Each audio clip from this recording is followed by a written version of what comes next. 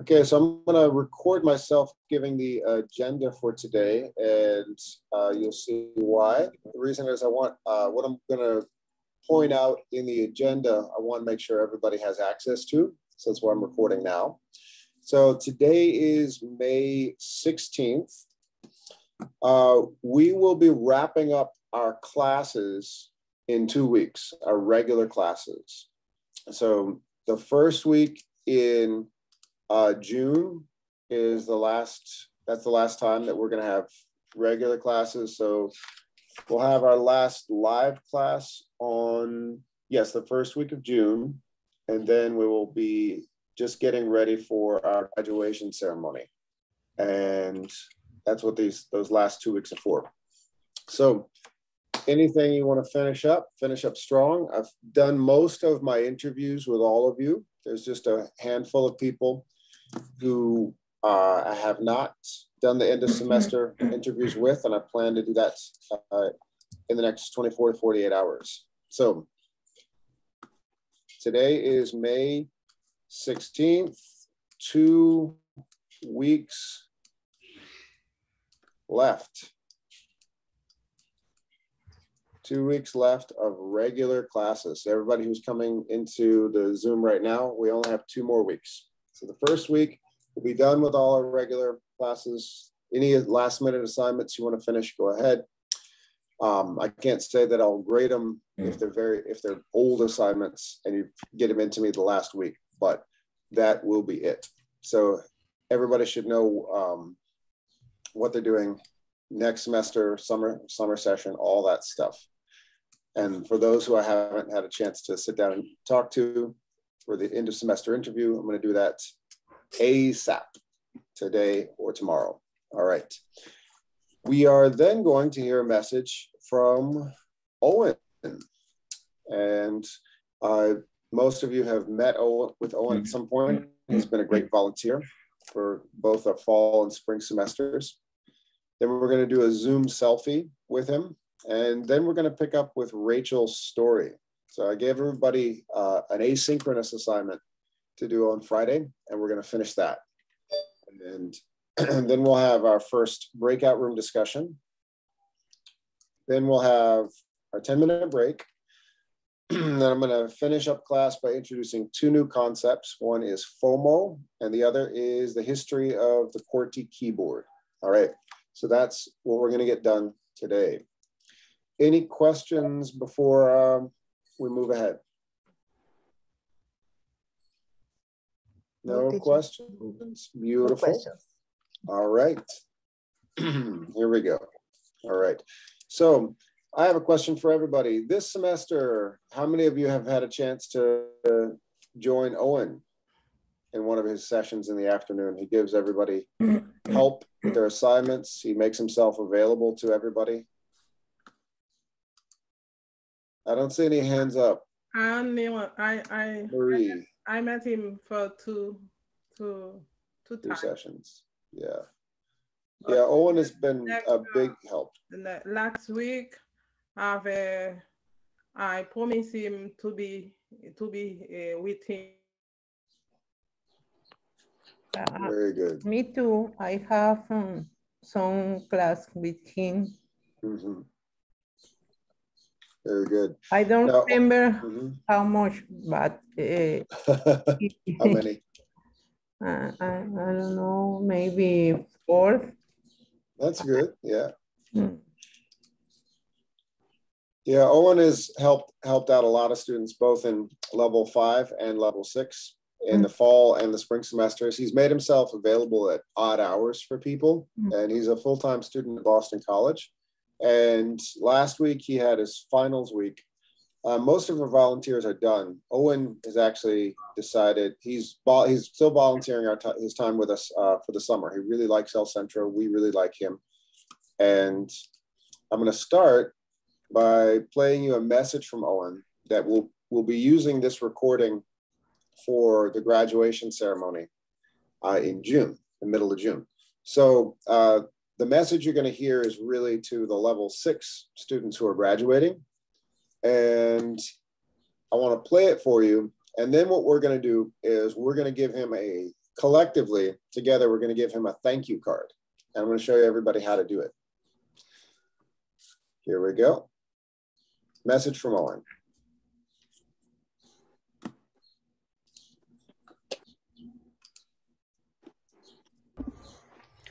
Hi everyone, this is Owen, the volunteer in the level 5 class with George, and for everyone in the level 5 and level 6 class, I wanted to first say congratulations on completing this next step in your education here.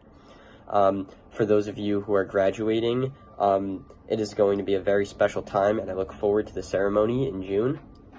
And for those of you who are continuing next year, going into the level 6 class, it's still a big step, but you are all ready for it. I've never seen more hardworking and dedicated students in my life, especially in such a tight-knit community. This community really is one of a kind, from the faculty to the students. Each of you pushing each other to do your best, to have good relationships with each other, and to truly just put in the work above and beyond what a lot of other people are doing at other institutions. I just want to congratulate all of you and say that my time here has been amazing, and I want to thank you all for making this an amazing year with you, and I look forward to seeing you at the graduation ceremony and further service hours up until that point. All right, so that is a message from Owen, and I'm going to stop sharing. So what we're going to do is right now, I'm changing my speaker view to gallery, and we're going to give Owen a thank you card. But first, what we need to do is we have to get some faces. So I'll give you two choices. You can either turn your camera on or put something on your Zoom profile. I'll show you what that is. See how I have my, I'm going to add a profile face here.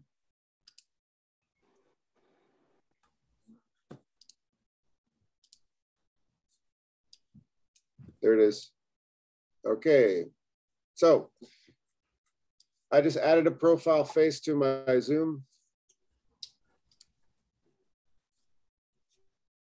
Square, if you're not in position to turn your camera on, just add a picture to your profile.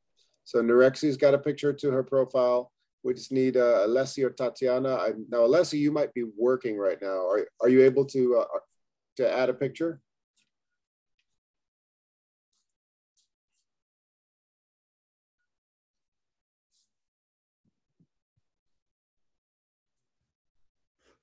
I think Alessi's working right now. Tatiana, are you able to turn your camera on or add a profile pic? Wait, Alessi left and came back. Two Alessis, okay. Sorry, teacher. Beautiful, Tatiana, beautiful, no problem. Yes, I'm able, teacher. Okay, great. All right, so there's two, so you're here with your, so there's two Alessis, okay.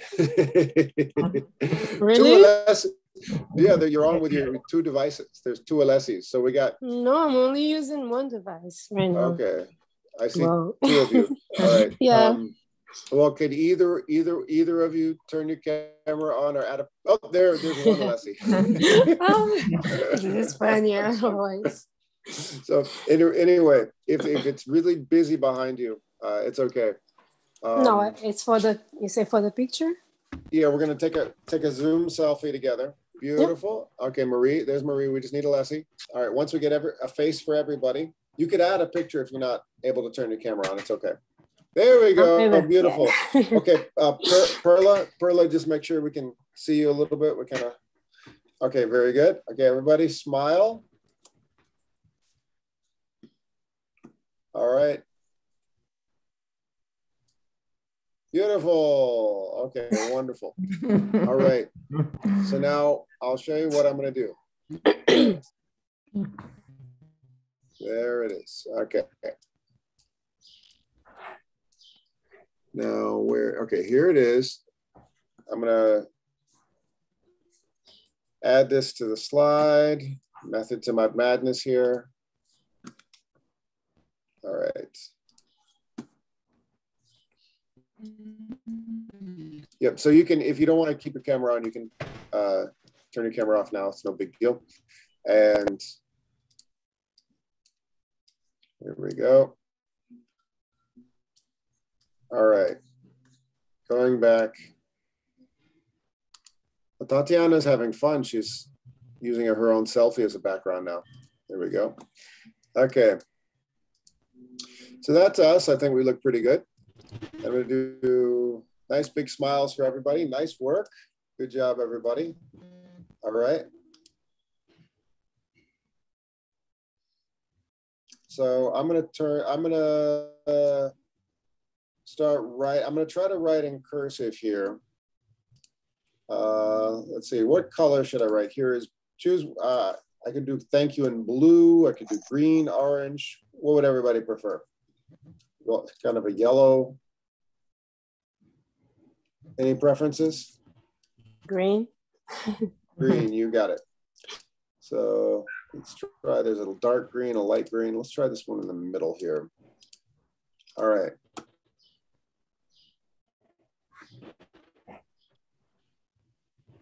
All right, so here we go. I'm going to start off by, dear Owen.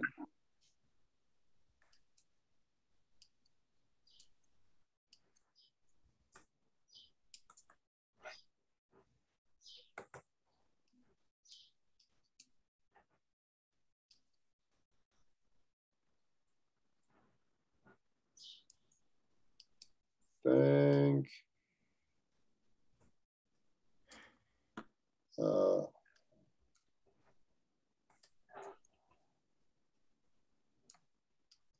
thank you.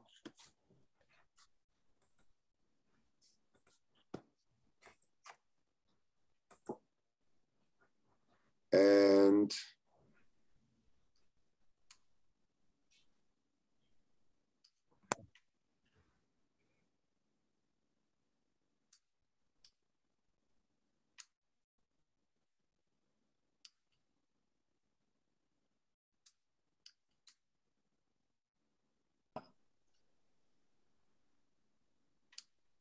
good luck. I could do good luck better.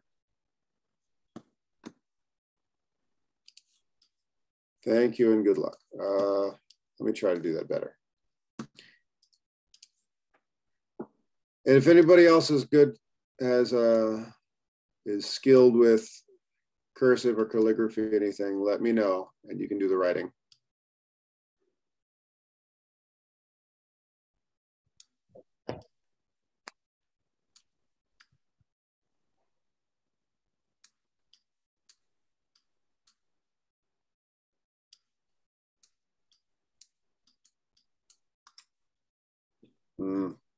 I could do prettier than that.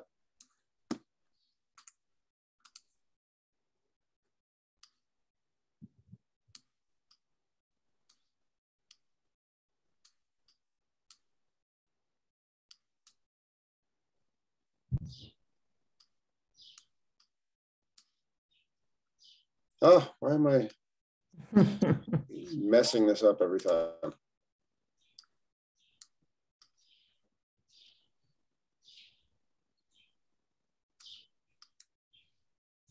Okay, what does everybody think about this one? Looks nice, teacher. Okay. And also green is the color of the heart. There we go. There we go. Showing our love to him. There we go. It's like a late St. Patrick's Day. Here we go. Okay, here we go. Taking another screenshot there. Boom. All right. That's us. And I'm going to send this to everybody in WhatsApp. Here we go. And send it to Owen as well. Whoop. Erasing that off. Erasing this off of the screen here. There we go. Here we go. All right.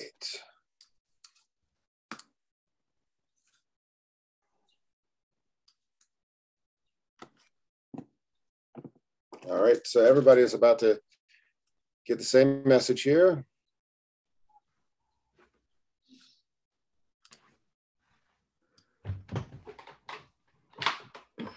Here is our thank you card for Owen. Looking good, everyone.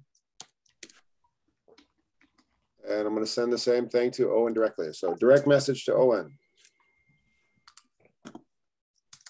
Here is a message from level 5. Thank you for everything, Owen. Here we go. There we are. All right. So that's that. Good job, everybody. So now what I'm going to do is revisit Google Classroom. Okay. So who remembers this? So Friday, I posted a question on the message board here, the stream of Google Classroom. I wanted to get a consensus from everybody.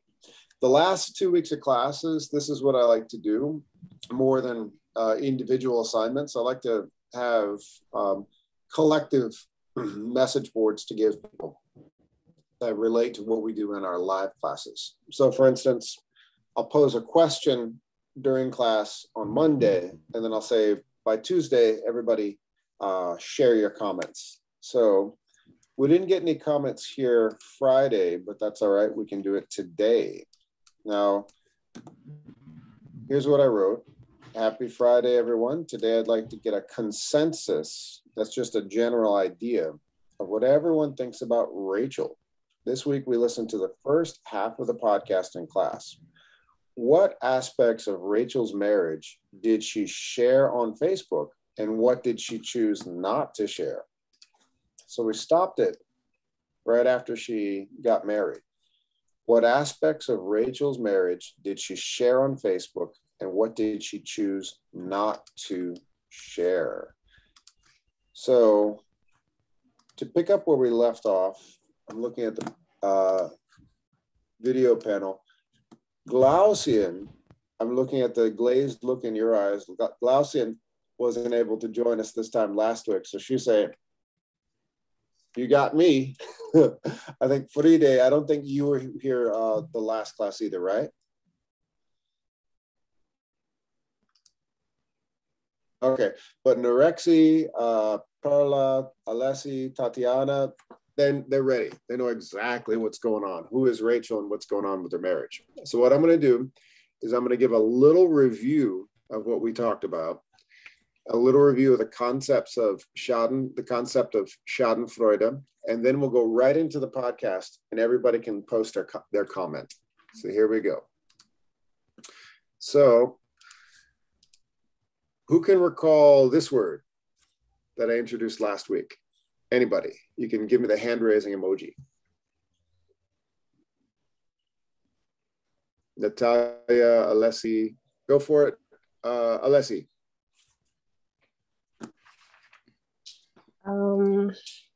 It's a word. It's a Germany word. Germany word that it's used when someone is happy or is feeling good with someone's I don't know how to say. Oh, you could read the definition right there. Oh, you want me to read it? Okay, I was trying to use my own words. So No pleasure derived by someone from another person's misfortune. Misfortune, yes. There you go. Beautiful. So yes, so you're having a bad day. Somewhere, someone is having a worse day. And that feeling, the word in German is Schadenfreude. And putting this in the context of social media, I gave several examples with photo on the left is everybody looking their absolute best, but then it doesn't always match up with their real life. So our life on our screen, we're always much better looking, much happier than our real life 24 hours a day. We always want to put our best foot forward on social media. So the idea is that Rachel decided she was going to settle down and get married. And the marriage that she posted on Facebook was not aligning with her marriage in real life. So on the message board, I wanted to get everybody to identify what she was posting and what she was not posting. So we went over the Truman Show delusion, people behaving as though they're in a constant reality TV show. And the first question that we discussed in breakout rooms last week is, why did Rachel feel pressure about settling down and starting a family? Does anybody want to revisit that one to give everyone context? Natalia, Marie Lombard, anybody? Why she feeling pressure? Yeah, why did she feel pressure? Because social media, she saw her friends had family, kids. There you go. So yes, she was on Facebook all the time. She said, this person has a big house, a beautiful family. This person has the perfect marriage and a beautiful family. Uh-oh, I got to get it together. And she quickly married a guy she didn't know that very well and decided she was going to start a family. So here's where we left off and what I wanted everybody to write on Google Classroom. What aspects of Rachel's marriage did she leave out? So she is posting one thing, giving a picture of one life, but then there's always another story that she's not giving. So that's where we're going to review the podcast itself. So I'm going to leave the slides and go back to the transcript of this podcast. Here we go. There it is. All right. So I'm going to fast forward to where we left off. And everybody, just to review, when you listen, always remember it's half an hour. Don't listen to the whole thing. Listen to it in chunks of 5 to 10 minutes each. Don't sit and listen to the whole thing at once, because it's going to be too many new words at the same time. So here we go.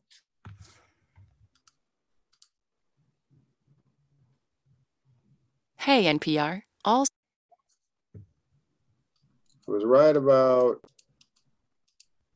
brings you the week's best new music discoveries, including conversations with emerging artists, Just waiting for the icons, and commercial more. to be over. To hear songs that can completely change your day, tap the play button below to hear a recent episode. Support for NPR comes from State Farm, the 2022 lead sponsor of NPR Music. Like a good neighbor, State Farm is there. So we were about, I think, 6 to 8 minutes in. In lots of ways, because up until then I'd kind of been this... Facebook is not a place for pictures beautiful on Facebook. If you looked only from the porch, you could see mountains straight. Be relationship. We got... So there it is. So at 5 minutes and 30 seconds, it's right about here. And kind of looking around and realizing that other people were getting married and having kids. And I decided maybe I should try this out. Soon, like so many of her friends, she was posting pictures and details about her happy relationship. We got engaged pretty quickly. And, you know, at this time I'm posting my pictures, I'm posting our hikes.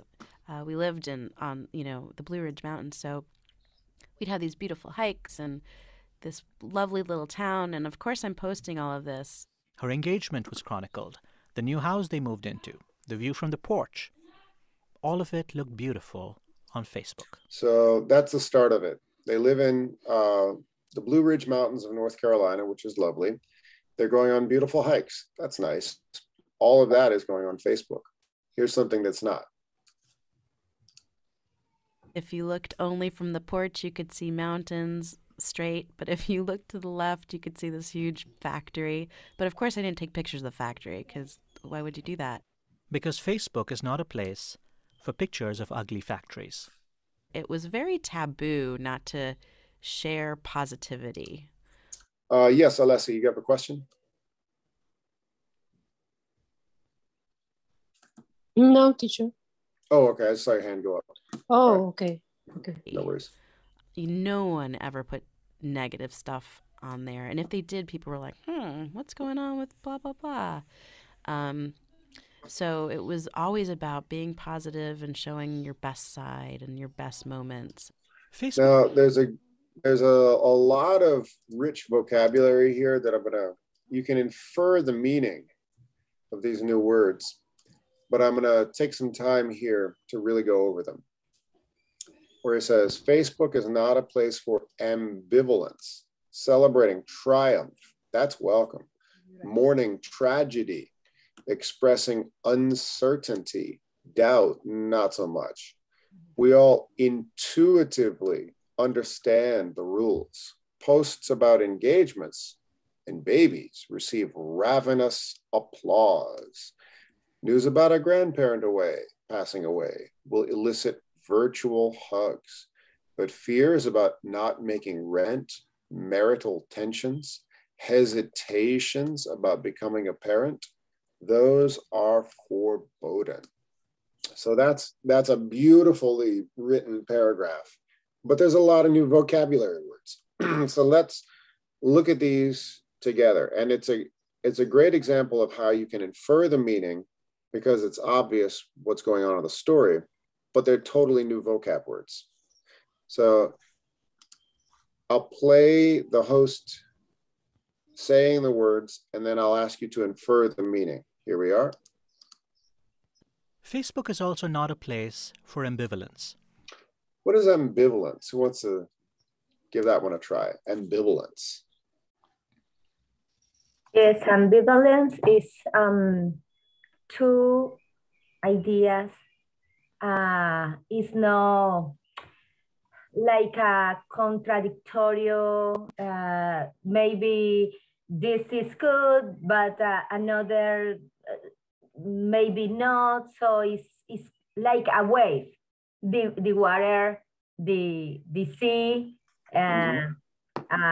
go and back, go right. and back. Exactly. Yeah. Another way to say that is mixed feelings. Mixed feelings. And that's normal. Normal people, when they meet someone and they decide to spend the rest of their life with them, they have mixed feelings. And that's a normal thing to have. But very rarely would you see an Instagram post, should I spend the rest of my life with this guy? I mean, he's okay, but really? This guy? Forever? Why don't we see posts like that on Instagram or Facebook or whatever?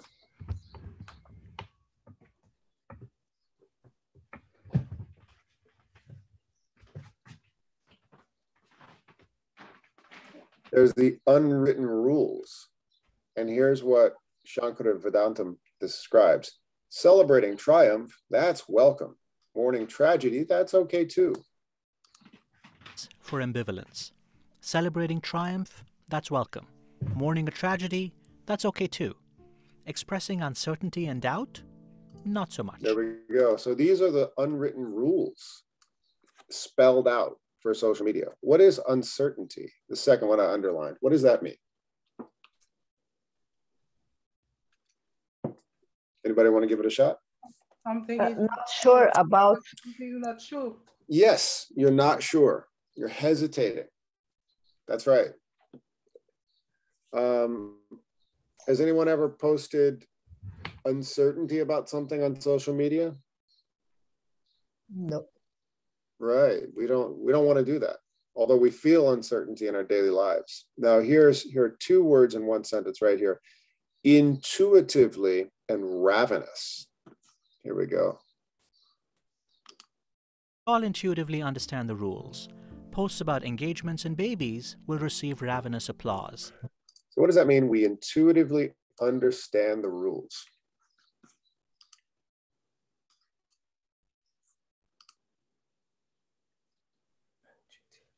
When you start using social media, is there a rule book that you read that says you'll get a lot of likes if you do this? It's weird if you do this. It's really weird if you do this. People will like you and you'll get many, many friends if you do this, this, and this.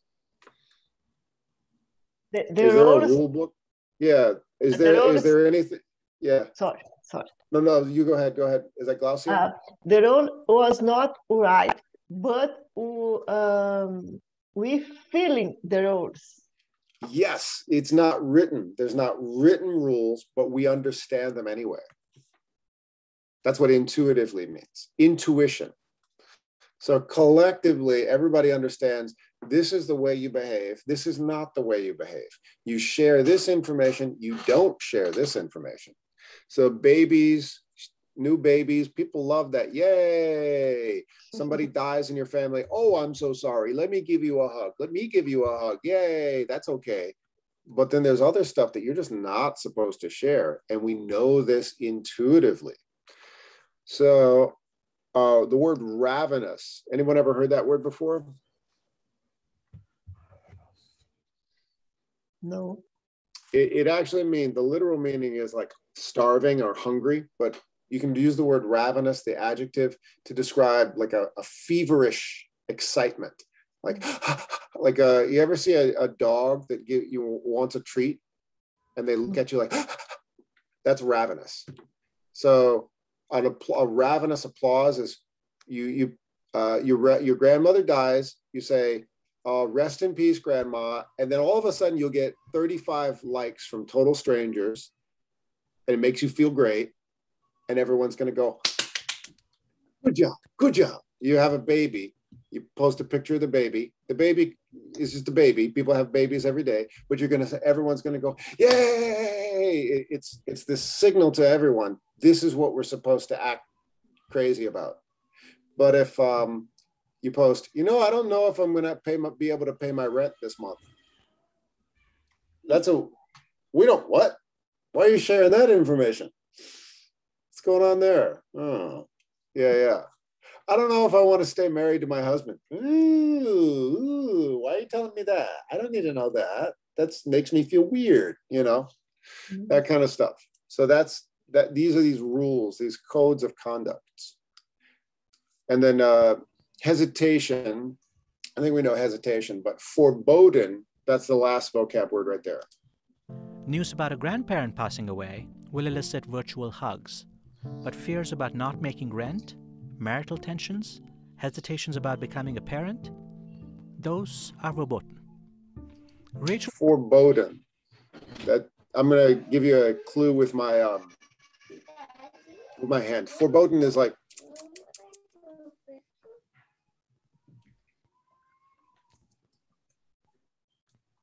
social media, the community will say, we don't share that. No. So who could infer what foreboding is?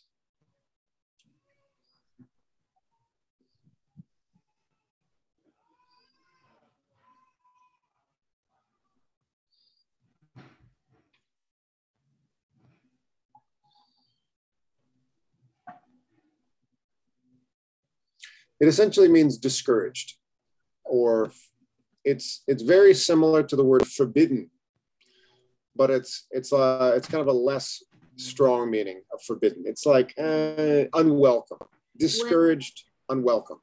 You can use it like prohibited. What's that? You can use it like prohibited. You could say that. It's almost like, you could say prohibited. Not accepted. Not accepted, yeah. It's there's a difference between prohibited and not accepted. Like prohibited is very serious and explicit. Okay. But foreboding, it describes like a rule, something weird. Like is not welcoming. Yeah, exactly. Right. It's just like it's certain codes of conduct, behavior in society that are foreboding. It's not like there's a law that says you can do this and you can't do this. But then when you break these unwritten codes of conduct, people will think there's something wrong with you. That's what the way to describe, that's foreboding. We don't do that. And that's exactly the way social media works. There's many codes of conduct, unwritten rules that we're all just supposed to understand. feel constricted. The more she posted about her happy life on social media, the greater the disconnect she felt with her real life. The Truman Show she had invented online increasingly felt like a trap. I know now that at the time, while it looked great and it looked right, it didn't really feel right for me. But I think that putting it out there and having my friends say, oh, this looks so wonderful, you look so happy, this is great, it was kind of my way of convincing myself it was. And I'd say that the more things didn't feel great, the more I posted. The gulf widened between her real relationship and the Facebook version. What I'm not posting is that we fought a lot, and what seemed to be kind of perfect to other people was not. When the new couple took a trip to Charleston, Rachel says her friends on Facebook only saw the beautiful pictures. She posted photos of the two of them sitting on the beach, drinking mimosas, eating good food. And really, we were fighting the entire time. I had actually tried to break up with him, and it was a miserable trip, but I didn't tell anybody that. And what I shared was the pictures of us in front of the fountain or at the aquarium or eating something delicious, and not that we fought 90% of the time. So that's exactly where I left it last class. So what I'm going to do right now is go back to the stream. And this is, whoops, where is it? There it is. Okay. So what I wanted to get everybody to comment on Google Classroom is what aspects of Rachel's marriage did she share on Facebook and what did she not share? So I'm going to put everyone into a breakout room, discuss this for a moment, and by the end of the breakout room, I want everybody to have a comment here on the bottom in Google Classroom. Sound like a plan?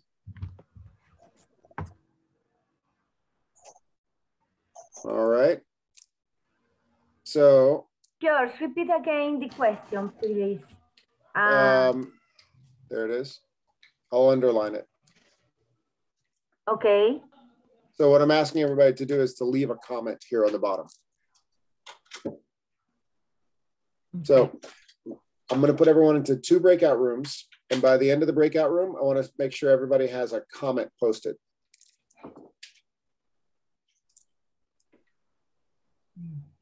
Sound like a plan? Okay. And if anybody needs to go to work, it's okay. Just let me know. All right. So everybody ready for your breakout rooms?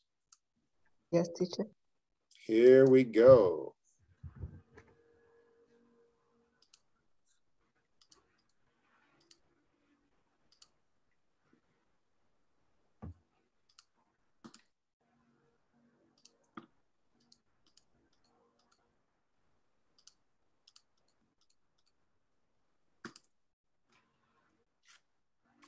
Okay, you can join your breakout rooms now.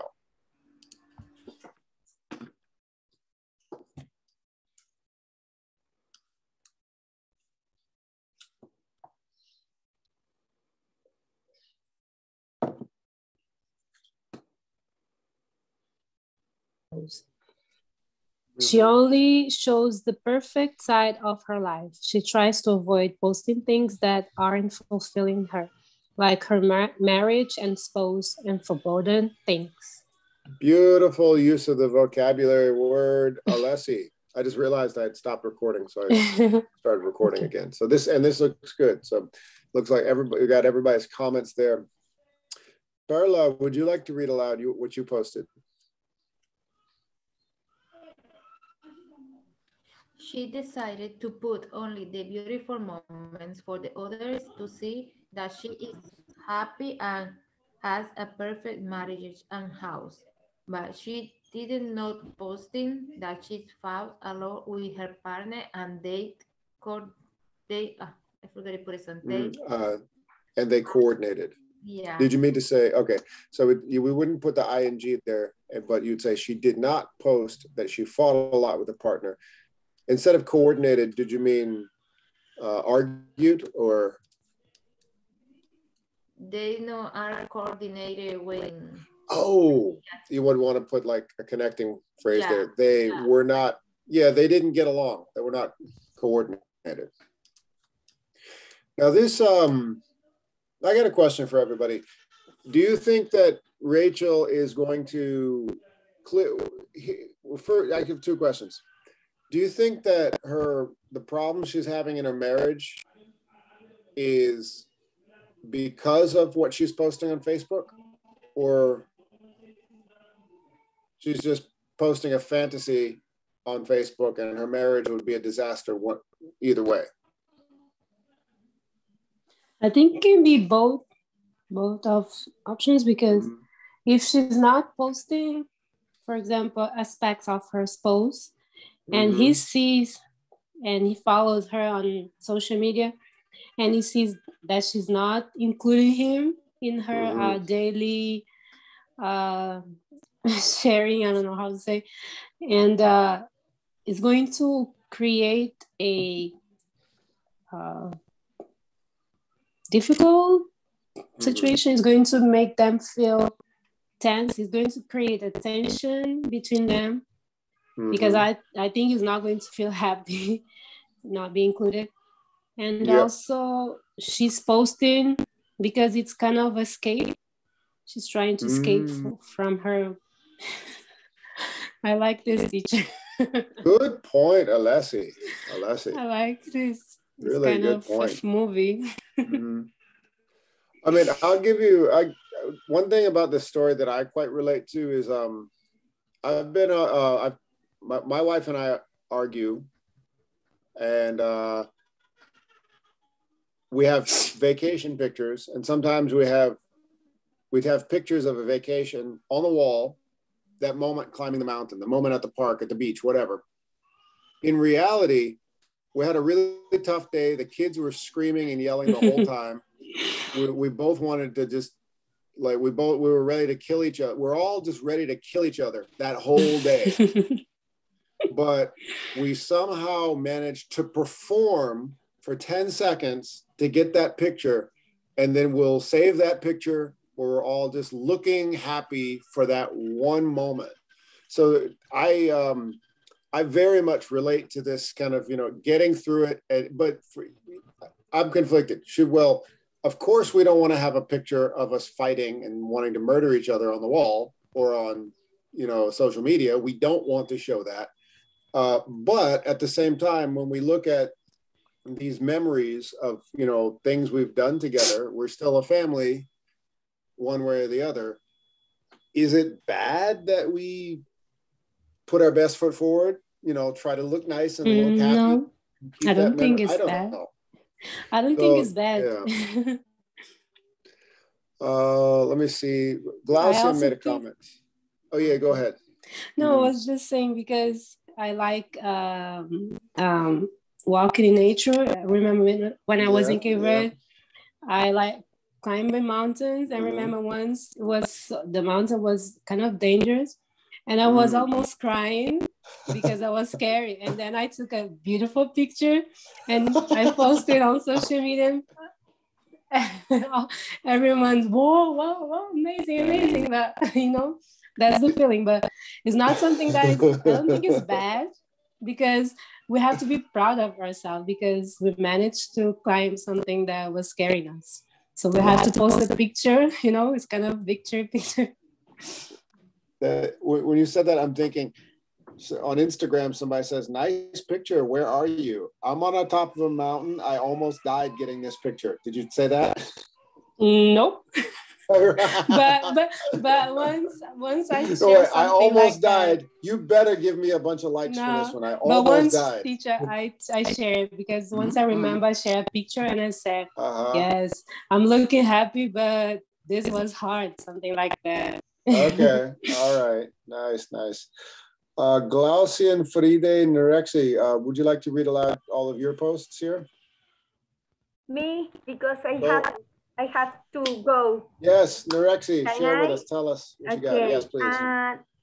I can see here. I have to open my. That's it. Yeah. Yep. It says Rachel shouldn't share don't know. I try, I said, raise your student to share information that affects her sensitive, like infidelity or problem with her partner. She should to share a good photo together, appearing happy and working with her therapist their personal problem.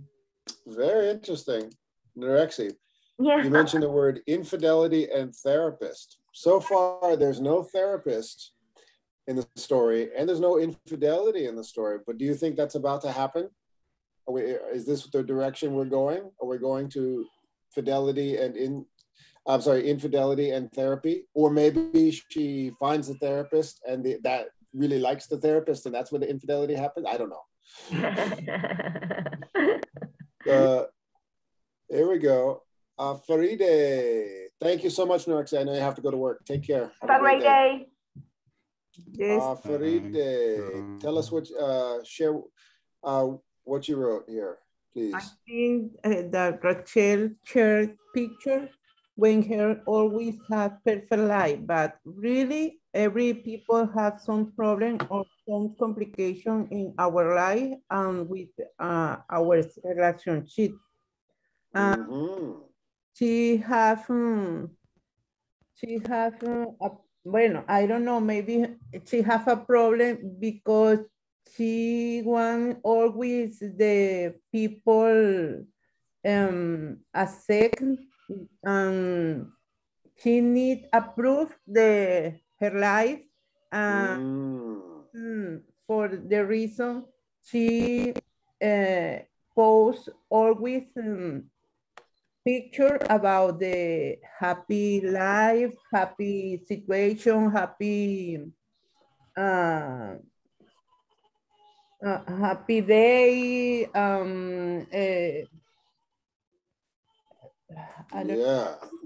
Mountain, house, beautiful house, always perfect for her.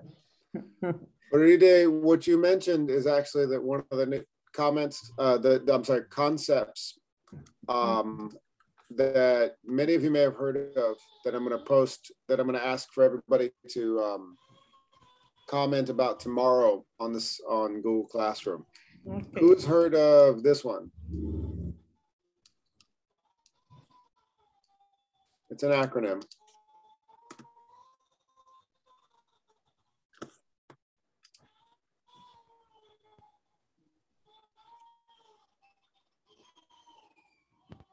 FOMO. FOMO. All right. We're going to finish up class today learning about FOMO. Rachel has got a bad case of FOMO. So we learned about the Schadenfreude, meaning comparing yourself to others, getting this positive feedback. You create this imaginary perfect life for yourself. And if you get approval from others, you can compare your life to somebody else's life, and your life will always seem so much better. That's the Schadenfreude. But FOMO is another concept that we're going to get into right here. And I want to play some more of the story. We're going to listen for a while, and you can you can read and listen at the same time. I'm going to mute myself, so there's a little bit of a landscaping going on in the background outside. I'm going to mute myself and play the rest of the story up until we get to FOMO.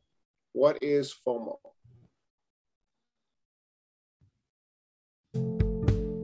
You're kind of curating your life. Just these very specific moments, the best of the best that you're putting up there with no context.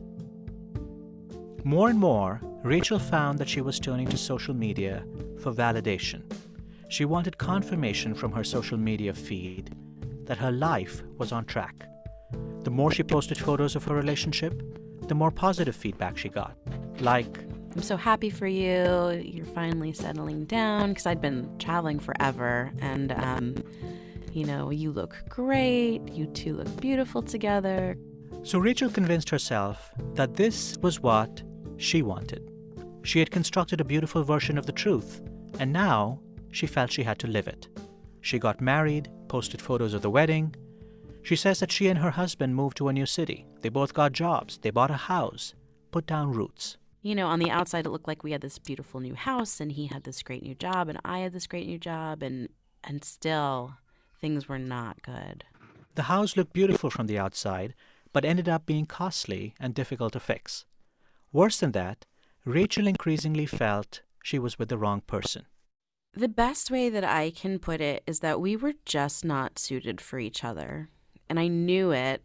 I think that part of my psyche was just trying to ignore all of these signs that were just this person and I were not matched well. Rachel quickly got pregnant. She had a difficult pregnancy, but again, that wasn't something she shared on social media. It was taboo to say that this doesn't feel good, this is really hard, as if you're not grateful that you were pregnant. And instead of being able to say those things out loud, I just posted pictures of my growing belly and, you know, cute things and working on the nursery and, you know, things like that, instead of really focusing or sharing what was going on for me internally. The unhappier Rachel felt, the more she posted. And she spent a lot of time looking at other people's posts too. I would just scour other people's lives. I would just, to compare, you know, their happiness against my happiness, you know, I felt like I shouldn't be feeling the way I was feeling. It seemed like the grass was always greener for everyone else. Everyone else seemed more successful, happier in their marriages, having more fun with their pregnancies and the early days of motherhood. Eventually, Rachel's marriage fell apart. She says she decided to move back to Cleveland, where her family is from, along with her son. And in that moment, something happened. You know, what was really interesting was when I knew I was moving back to Cleveland, I was trying to kind of put feelers out there because I knew I needed to find a job. And I didn't know how to say it without really saying what was going on. And so I, you know, posted that my son and I were coming back to Cleveland and we'd be there in June, and I was looking for some, you know, a new adventure or something like that, put some spin on it. And I got so many private messages from friends of mine who were like, are you guys getting divorced? Blah, blah, blah. And I have been separated for 6 months, or we're getting divorced, or I've been divorced for 2 years. I had no idea. These are people who I looked at their lives. And maybe if I hadn't been so hyper-focused on my life, I would have maybe noticed that their husbands were not in all the pictures anymore. It was eye-opening. Once the spell was broken, Rachel realized something. I look at social media differently now. In fact, when people are posting a ton of stuff, I'm always kind of like, I wonder what other story is happening. Not that there has to be doom and gloom and negativity, but there's always another story. There's always something else going on. There's context you could never pick up if you didn't know. There's always another story. We might know this intellectually, but we still often feel a sense of social comparison when we look at our social media feeds.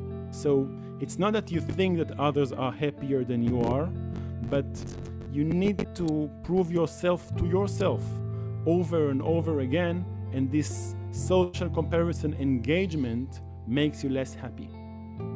When we come back, we'll explore how the amount of time you spend on social media can determine how happy you are. Stay with us. Let's take a minute to thank one of our sponsors, JustWorks, who believes there's nothing quite like the thrill of being an entrepreneur. But growing a team also means lots of paperwork, running payroll, and finding benefits for employees. This would happen, that's where JustWorks comes in. They're leveling the playing field for companies with seamless payroll, HR support, and access to high-quality, affordable benefits. All on one easy. A few of you, I think, predicted this would happen to Rachel. Service when you sign up at justworks.com/podcast. Support also comes from Leesa. Oh, I'm looking at the faces now. Everybody said, "Don't worry, there's more."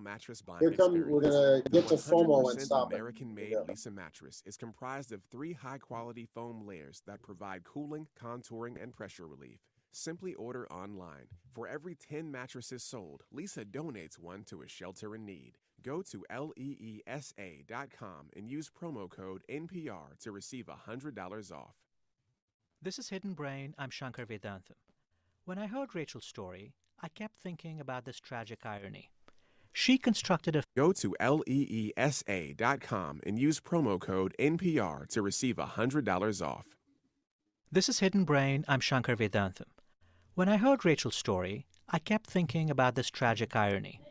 She constructed a fake world to keep up with the happy lives of her friends on Facebook.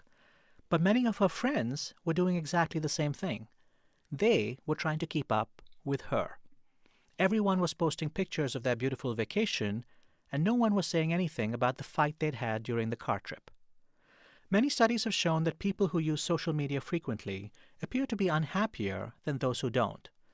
But until recently, it was impossible to say whether this was correlation or causation. Do lonely people spend more time on social media in an effort to escape their loneliness? Or is social media itself causing people to feel isolated?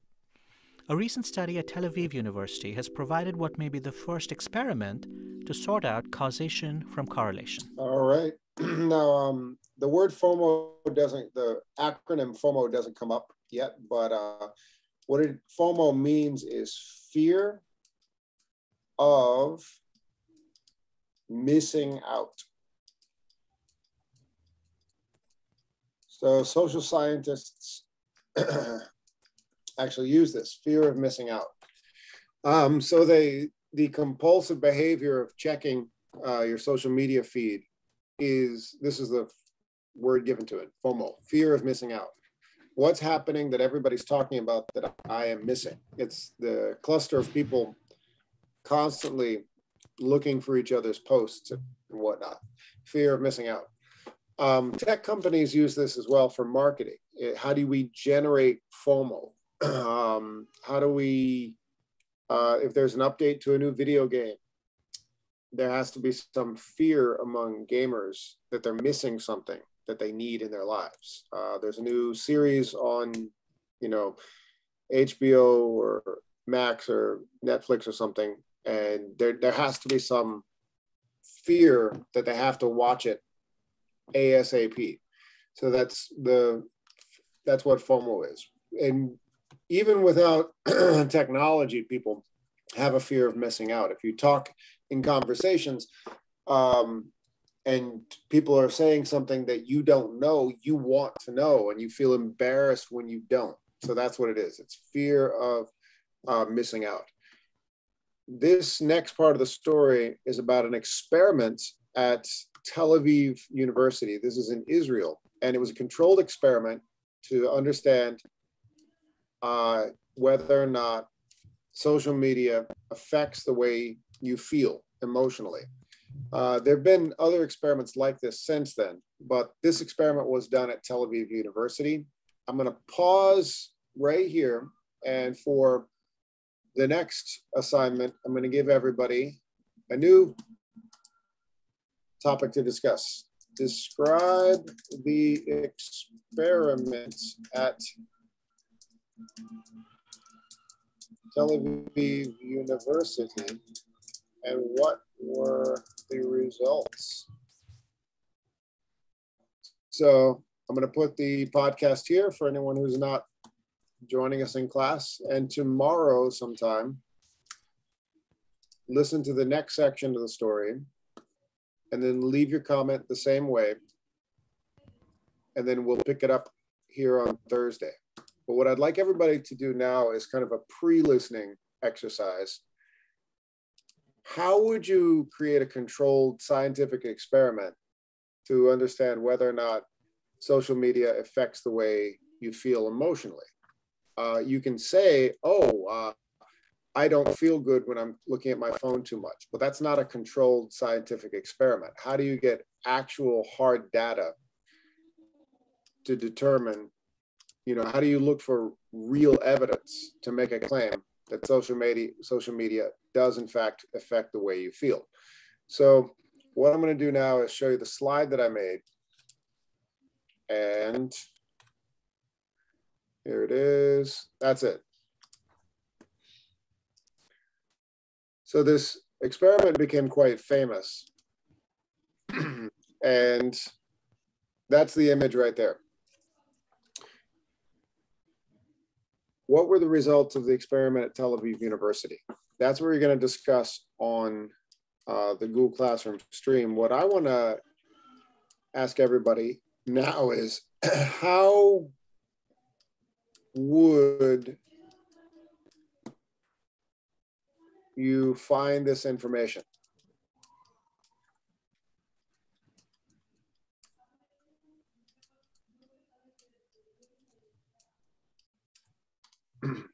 What type of experiment could you construct to determine whether or not social media affects the way you feel in real life?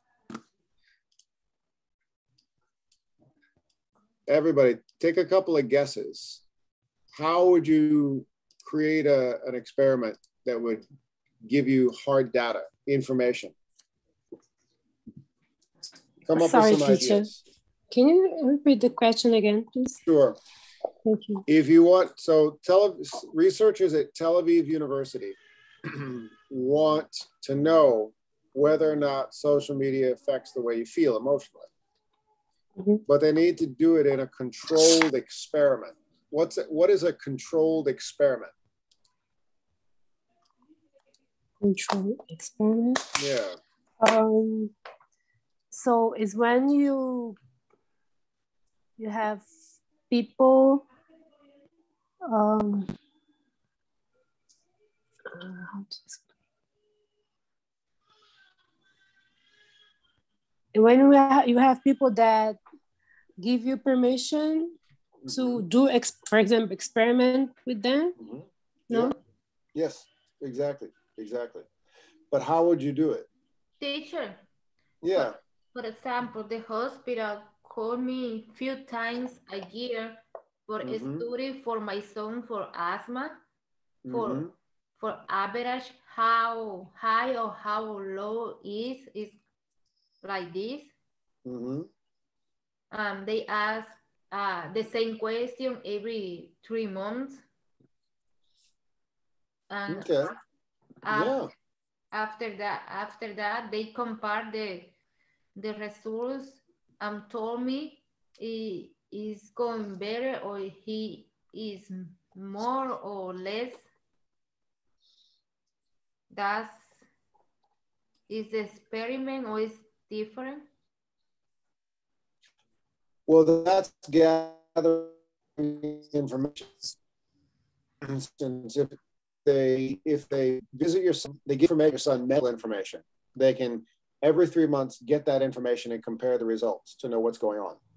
How would you do something like that to understand whether or not individual was experiencing, well, social media was affecting the way an individual feels?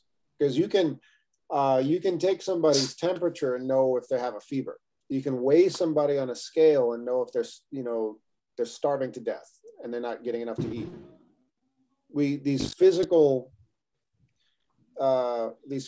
clues can tell us if someone's life is affected negatively, but emotional clues are much harder to find. It's really, really hard to determine whether or not someone's behavior online is affecting their health. So how would researchers get actual data? We can all speculate and just say, oh, you know what? I feel good when I look on Instagram.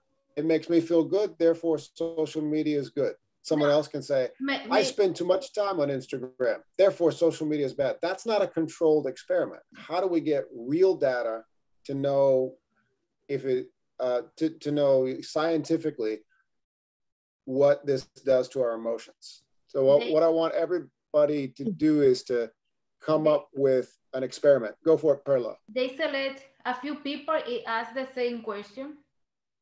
Okay, surveys, good. What, anybody else have an idea? A survey? They can use data that, for example, Facebook sells to other companies. Okay. Look at the data Facebook sells. Yeah. Good idea. Good. Anybody else have an idea? How would we extract this information? Look at how do we find evidence to know what we want to know?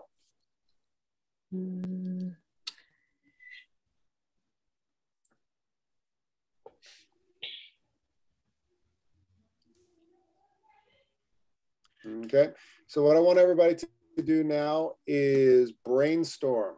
Who knows what it means to brainstorm? Yes.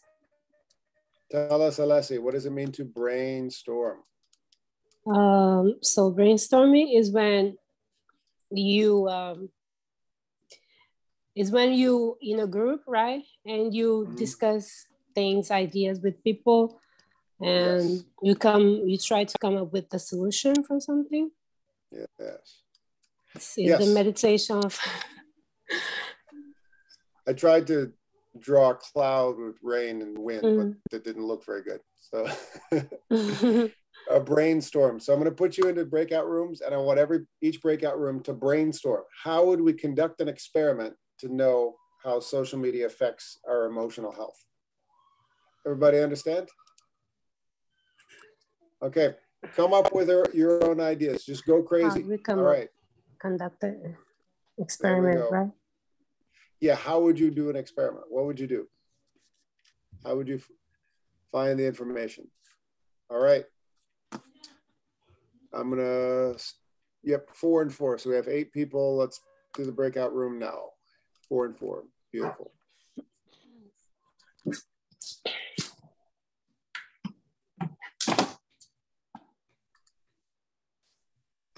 Okay, join your breakout rooms now.